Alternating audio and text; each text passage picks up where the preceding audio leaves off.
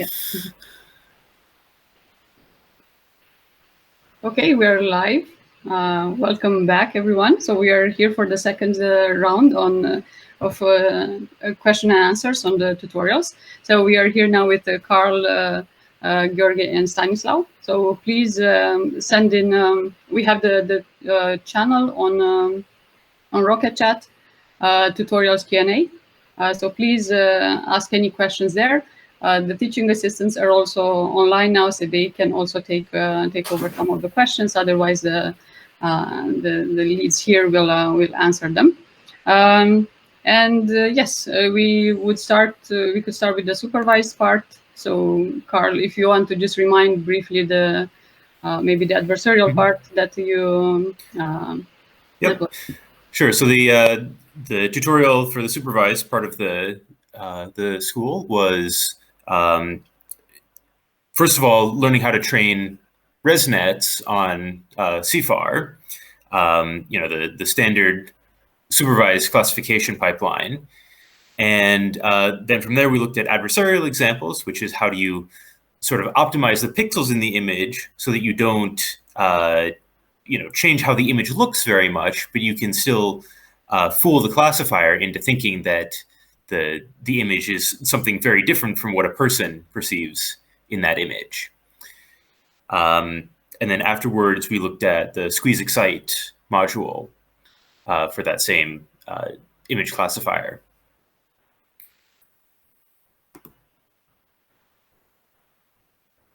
And I don't see any questions in the Rocket Chat. So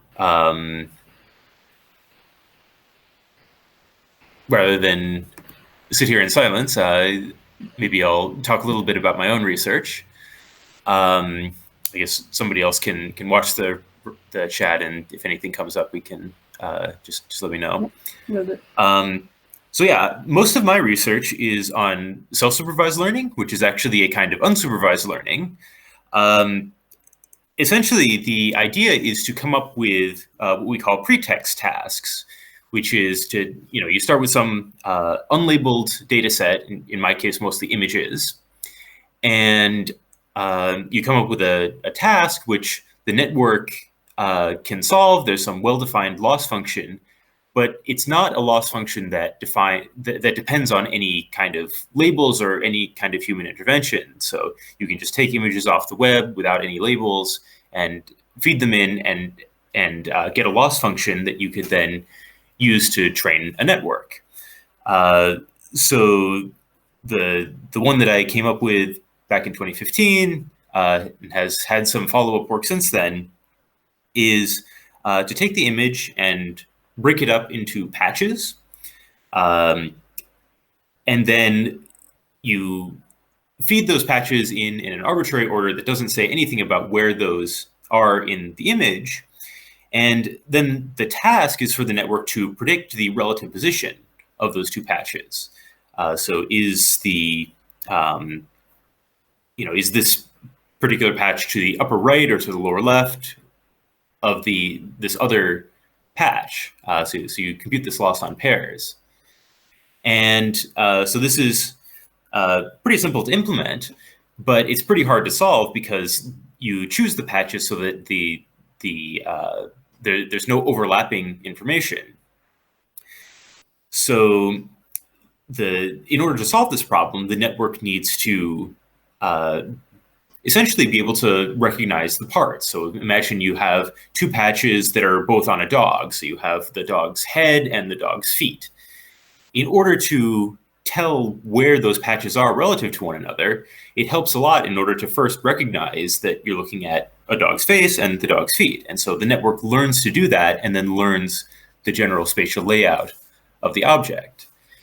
And so once you've trained this network, you can then transfer it to other tasks like object detection or object classification.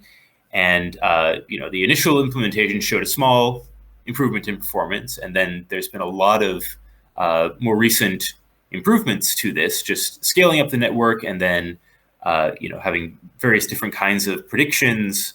So like contrastive predictive coding you might have heard of, is kind of similar, except it's doing the predictions in feature space. It's not outputting a classification of the relative position. It's actually trying to output the feature vectors for those contextual patches.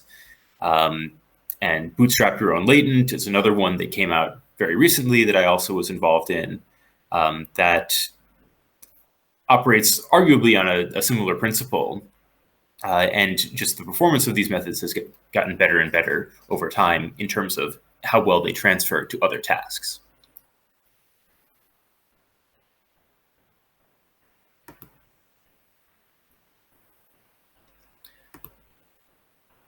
How do we keep up to date with the latest research? Oh boy, that's a pretty challenging question, because there's no easy way to do it.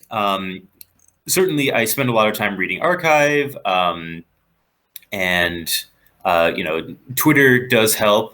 There's a website called arXiv Sanity, which actually kind of curates. You upload your set of papers that you're interested in, and it finds similar papers and keeps an updated feed. Unfortunately, that website has been a little bit flaky recently, but I found that's pretty useful. And I guess another one advantage that we have working at DeepMind, of course, is that there's a lot of other people who are around us who are also following that research and are able to. The other folks working on vision at DeepMind have been very helpful to me in terms of pointing out papers that I might have missed otherwise. But yeah, there's no simple answer to that question. It's just time consuming. I can add to that one thing, if I can. One thing that worked really well for me was keeping alerts on Google Scholar for papers that you're specifically interested in or authors that you're specifically interested in.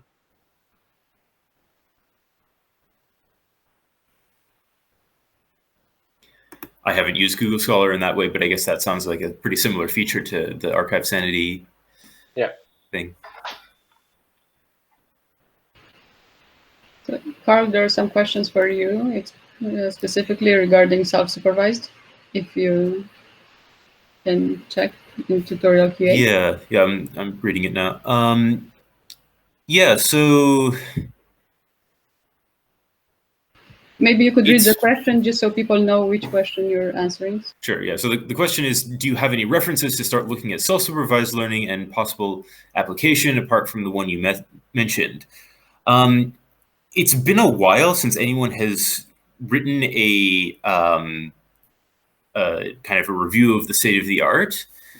So I think that probably the right place to start is to look at some of the more recent papers in the area and just look at their related work sections. So maybe maybe in a minute I'll post a couple of references that can get you started. I am most familiar with the work in image understanding, but there's been self-supervised learning research in many other areas. In fact, you could argue that kind of natural language processing started it, although the early self-supervised methods in natural language processing were arguably generative models, and in the vision literature, self-supervised learning kind of tries to distinguish itself from generative models because you generally don't generate pixels. So beyond NLP, there's been a fair amount of work on audio and video, and also in robotics. There's even kind of more interesting things that you can do, like you observe the state before and after the robot takes some action in the environment, and then you try to predict what the action was. So yes, there's lots of applications in many different domains, and it's difficult to characterize exactly what the relationship between them is, other than they all come up with some kind of task that the neural network has to solve that doesn't rely on human labeling. Okay, Next question. Could the work you describe here be considered a variety of the image stitching problem? Images equals batches here, except that the batches don't have an order to it. I'm not sure what you mean by the image stitching problem. So there's like hole filling in computer graphics, which is a related problem in the sense that you have to be able to do, in the sense that you have to be able to predict the context around a patch. There's also some work on like jigsaw puzzle type research, which I guess in a lot of cases is applied to like, you assume you have some document that's been torn apart and you want to be able to reassemble it automatically. And that's related, although I think the goals are different. In the sense that they actually care about being able to rearrange the damaged image, whereas in the case of self-supervised learning, you generally don't care about getting that. What you care about is the representation that you get out at the end that can then be applied to downstream tasks. So, I mean, there's definitely a relationship there, but I think there are some differences. I don't know if you want to elaborate or expand a little bit more on what you meant there.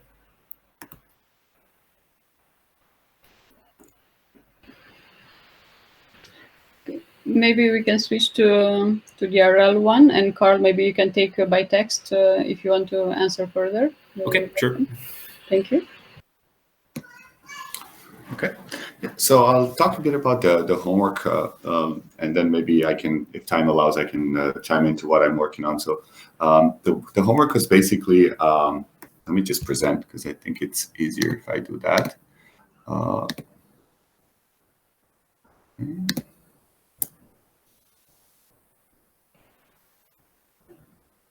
Yeah, so the first part of the homework was this idea of implementing an experience replay.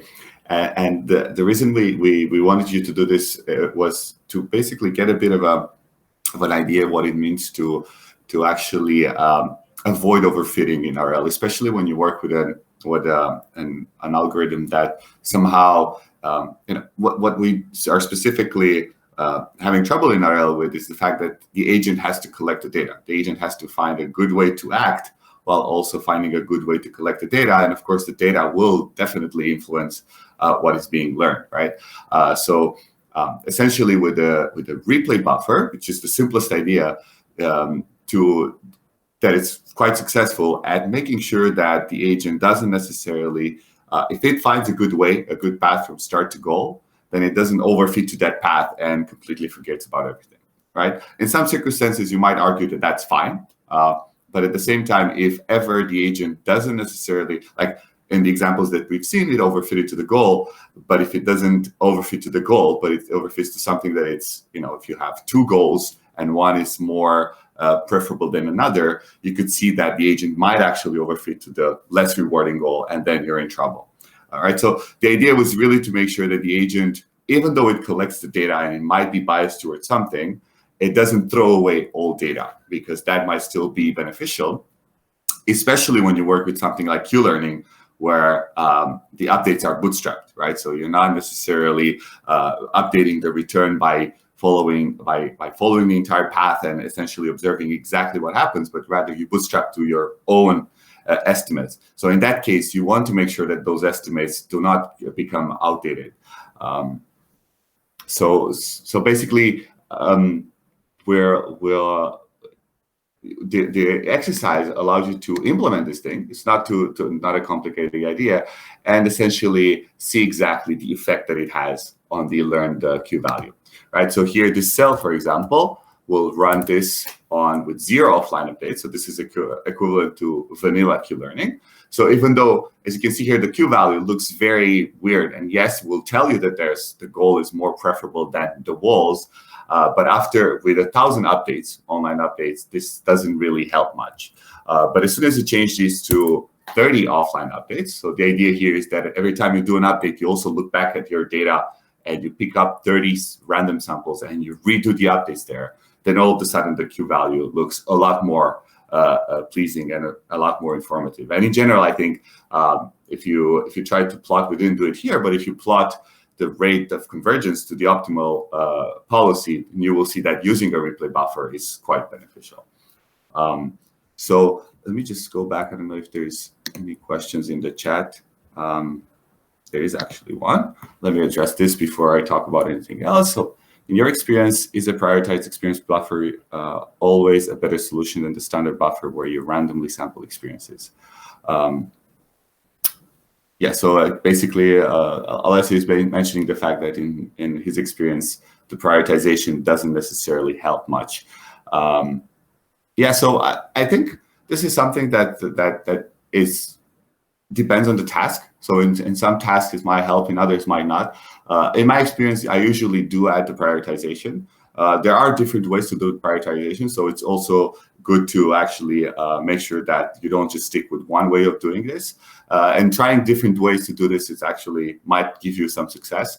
So I would say that, don't try just the vanilla. So the vanilla would say, oh, look at the TD error and just use the TD error as the priority. And this is basically what we've been doing in DQN, which is the example later in the tutorial. But there are different ways. So there's quite a lot of research, particularly on how to do the prioritization itself. And for different things might work more successfully than others. So I wouldn't necessarily give up on the idea of prioritization just because you had some poor experiences with that. But yeah, that's that would be my answer to that question.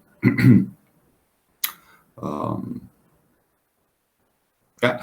So that was the first part of the homework, and the second part was, of course, basically digging more into the DQN algorithm. Right. So the first part was try to just use one implementation that Acme provides, just to make sure that you get comfortable with using, not reinventing the wheel. So unless it's for educational purposes where you really want to go through the effort of implementing something that is in a paper from scratch, and that's always a great experience. But if just you want to try some ideas out or even try to modify the DQN agent, these are open sourced and the implementations are quite consistent with everything that was in the tutorial.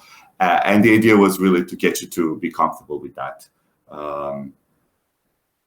So the point was not to write everything, but something that is doable in an event like this is to actually just look at the loss function and try to dig into how DQN was doing things differently from Q-learning, and how a lot of people describe and think about DQN as a revamp, like a very beefed up version of Q-learning that works with the deep neural networks, and basically getting to understand what are the things that you have to think about when you think about of advancing one simple algorithm to something that it's more much more successful and large at scale. It was what we wanted you to go through. Yeah. So I won't go through the solution. I mean, we do give the solution, but I think it's more important to leave some time also for the third part, for the third tutorial that was covered on unsupervised learning. Maybe I'll use just 1 or 2 minutes to say that what I work on is, trying to address this idea of not overfitting to one task, but using hierarchical reinforcement learning. And the idea here is that we would like to have agents that somehow keep track of ways in which they solve local problems. So problems that,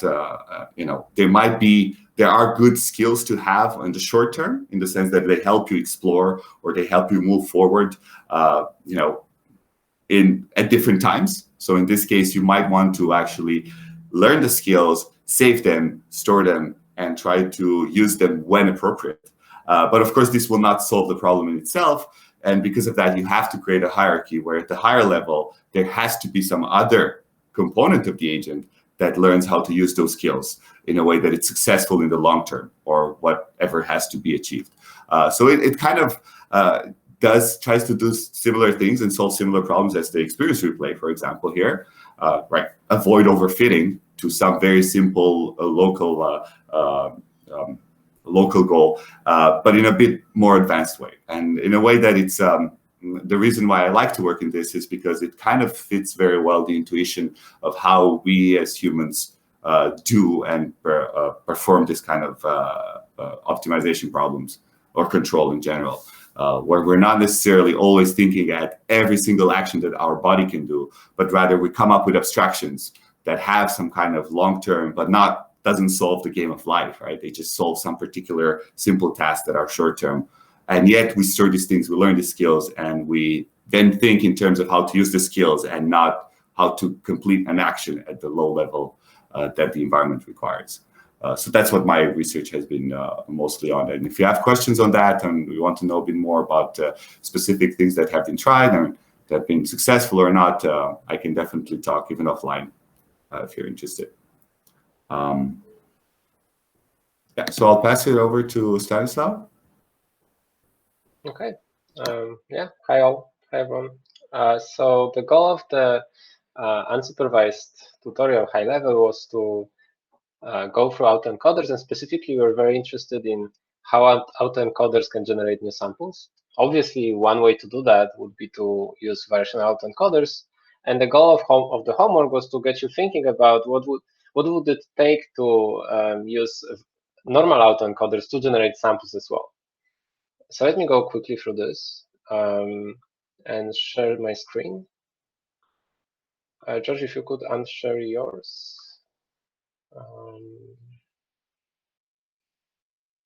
Thanks. Okay.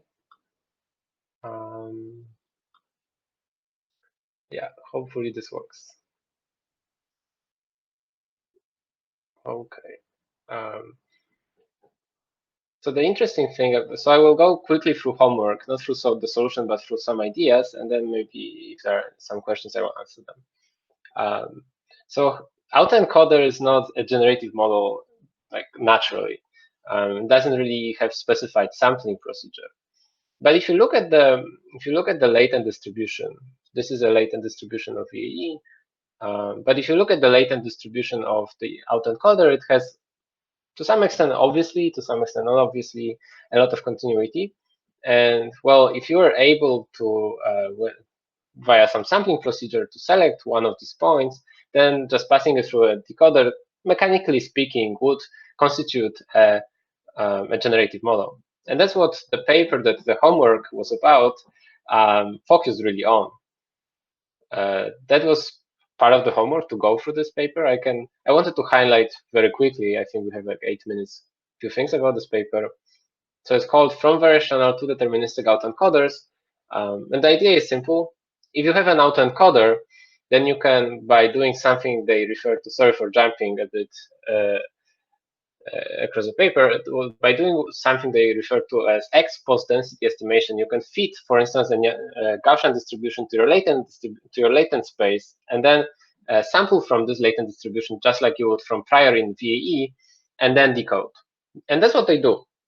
Now, interesting thing is that if you just look at fit numbers for 3 data sets, when they compare VAE to autoencoder, well, if you just do Gaussian, you get a terrible model. So you go from 48 FID, which is reasonable for a VAE on this data set, you go to 127, which is very bad relatively.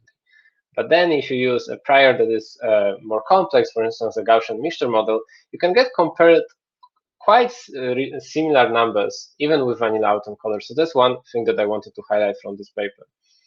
And the homework was to implement what they propose, which is to add a specific regularization to autoencoder to even further improve this quality of samples.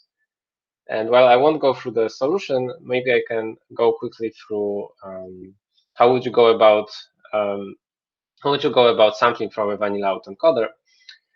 So to do that, well, you need first to estimate somehow the density in the latent space. And what you can do is you can, let me zoom, you can collect a few samples from the latent and then fit Gaussian, which is simply computing mean and standard deviation.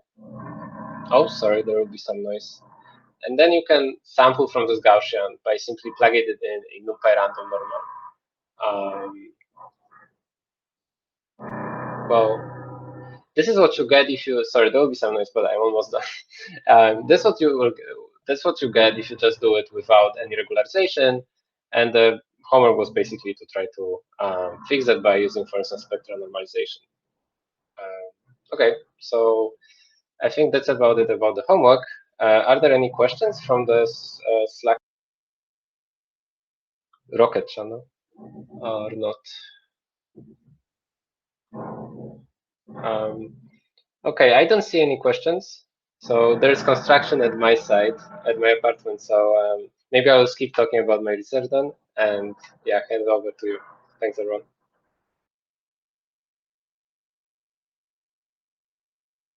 Okay, thanks, Stanislaw. Maybe you can take by text if there are any questions.